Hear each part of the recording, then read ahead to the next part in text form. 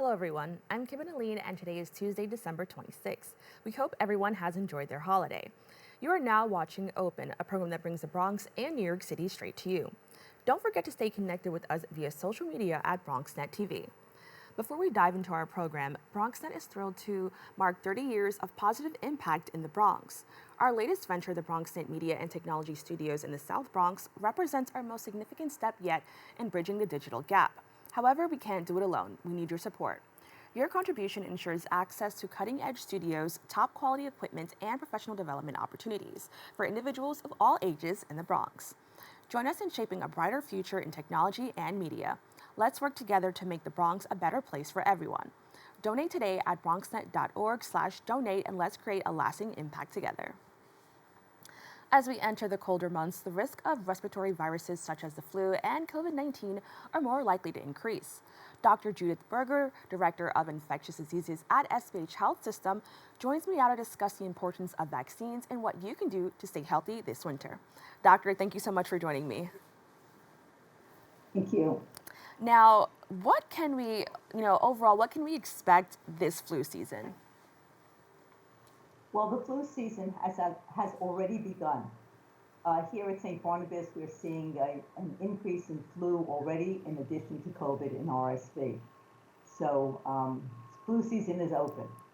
Okay, so that's very interesting. Can you explain usually, I always associate the flu season with winter, and usually people often think about the winter time as a time for the flu, but can you just actually talk about, when it actually starts and, maybe why this year we may see it go on for longer in comparison to others?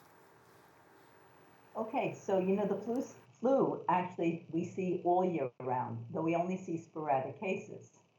But starting in the fall, sometime, we begin to see flu. And we never really know when it's going to begin. Sometimes we say it's starting sooner, sometimes we say it's starting later.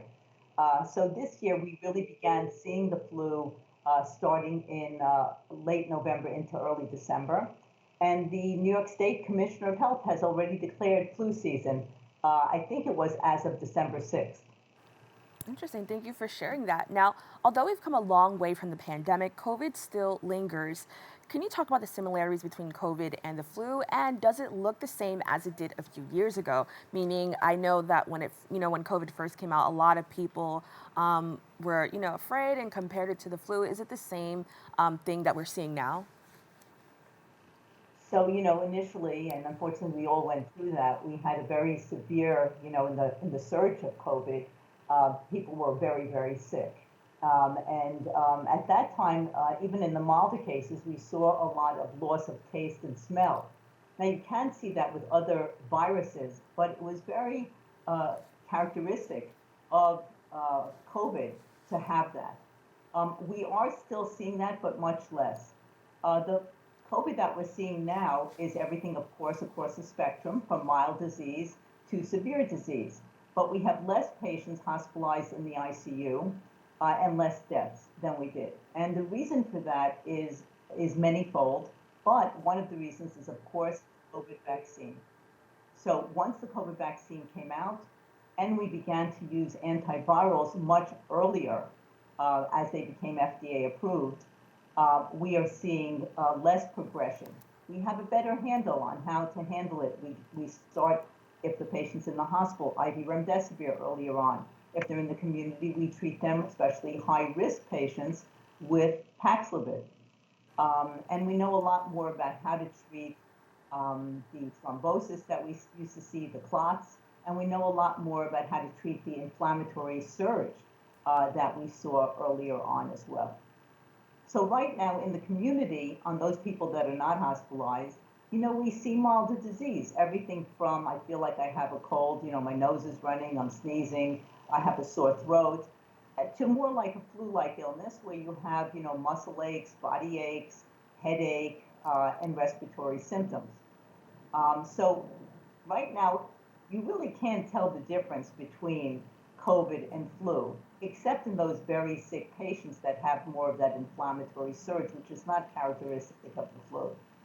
Okay, well, thank you so much for sharing that. I think that's really important, especially now that, obviously towards the end of the year, we have a lot of holidays, especially, with Christmas and New Year's where people usually gather around. Can you just talk about ways people can keep themselves and their loved ones safe as we, celebrate these type of holidays that, require us to kind of be in close proximity to one another?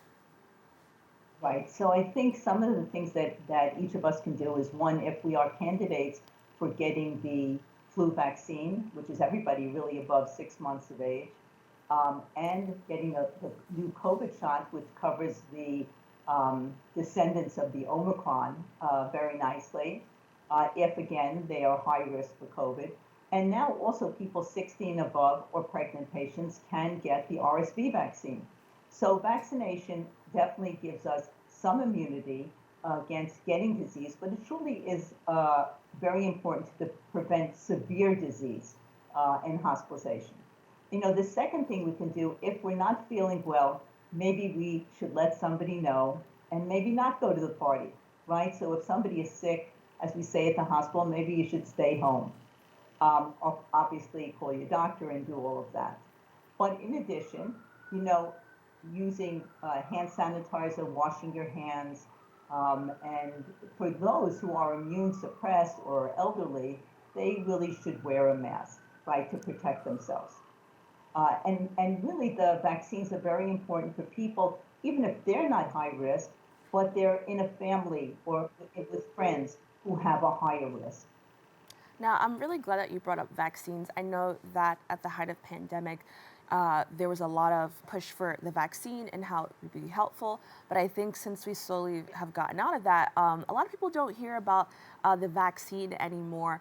And I would like you to kind of just clarify, is the vaccine still as crucial as it was maybe in 2021? And, what advice do you have for people who are willing to take both vaccines? Okay, so let me address the last thing. You can take these vaccines at the same time, and there hasn't been found to be a higher risk from the vaccines. Having said that, each vaccine has some side effects, and you may not feel well. And of course, each individual is different. So someone can choose to get them all at the same time, or they can get to choose them separately. Okay. Um, No, you can continue. Okay, so as far as vaccines, vaccines became very political. We all know that. And some people fall on one side or the other. Having said that, I am a believer in that we maintain our immunity to protect ourselves and those around us against severe disease and hospitalization and even death. So vaccines, people will say, oh, but I got the flu anyway, and I got the flu vaccine. Many of the vaccines, and they're all a little bit different in efficacy, can protect us against getting disease, meaning getting sick. But more so, they really do protect us against severe disease. And that's true almost across the board in vaccines. So I'm a believer in that we maintain our immunity by getting that flu shot once a year. Also, the variants change and the flu subtypes change. And so that vaccine is still important. So I particularly recommend it for people who are higher risk themselves, or they're with other people, they have heart disease, they have lung disease, they're immune suppressed, they're older, particularly, very young children also are prone to flu and RSV in particular. There is a new RSV vaccine, not just for 60 and older, but also that's approved for pregnant women. And they get it in the third trimester, and that protects their children that are newborns from getting RSV, which can be very severe in very young newborns. Now, can you expand a little bit more on RSV? I know we talked about the flu and COVID, but I don't think as many people are familiar with RSV. So, can you just talk a little bit about that and how it's impacting our health or impacting public health as we approach the season? Right. So RSV is respiratory syncytial virus, and it also causes I'll call it a flu-like illness. But in children, it can cause what's called bronchiolitis. I'll call it a croup-like illness. It can cause pneumonia, and it can do that also in older people. And again, like everything else, it has a spectrum of disease from mild to severe, and particularly severe, again, in the very young and the older and immune suppressed. So RSV is something that probably we didn't test for years back that much because we didn't have the test for it. But since we've been using molecular testing, which we're testing obviously for COVID, and we've been testing for flu for a very long time, the panels now include RSV as well. So we're finding people that we didn't even know had RSV, and they have RSV. And what are the symptoms for RSV? So RSV, again, is a cold-like illness, but it can also cause a cough and bronchitis and pneumonia and wheezing in particular. Now, I think with COVID, I think COVID may have been the first virus that made us, or made the general public realize how, these type of viruses can affect different populations and different demographics, in a varying, types of ways. So can you talk about how it's affecting people from different backgrounds or different age groups? Particularly RSV, you're referring to? Yes. Hmm. So RSV, again, the children less than 5 and particularly less than 2 years and even less than that are very prone to RSV, probably because they're not immune, they haven't seen it, and they can develop severe disease and be hospitalized for it. And again, at the other end, at the 60 and older, we also see more severe RSV, and particularly as we get older, there are many people who have heart disease and lung disease and chronic lung disease, right? And they are more prone, again, to severe disease. Now, since we moved away from the pandemic, which has been a triumph for so many, especially for public health, a lot of people have become more relaxed in their precaution towards avoiding illness, which means more people are just not doing what they can to stay safe. Can you just discuss how this affects public health and how health professionals approach their work?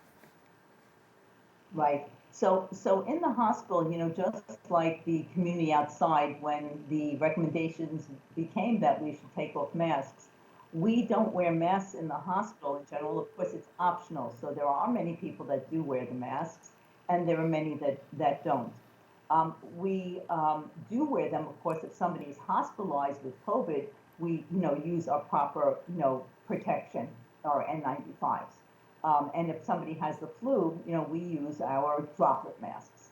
And that's true also to some extent for RSV as well. So healthcare workers, because when somebody comes in with an infection, we know what they have, and infection control institutes those precautions.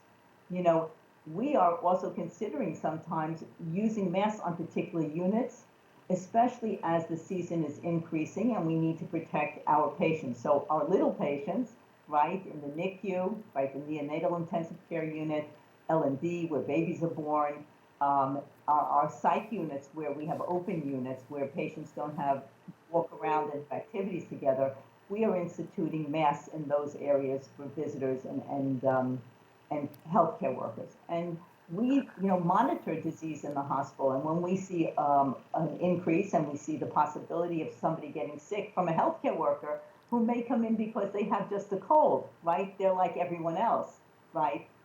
We have to then change our policies, based on what we're seeing.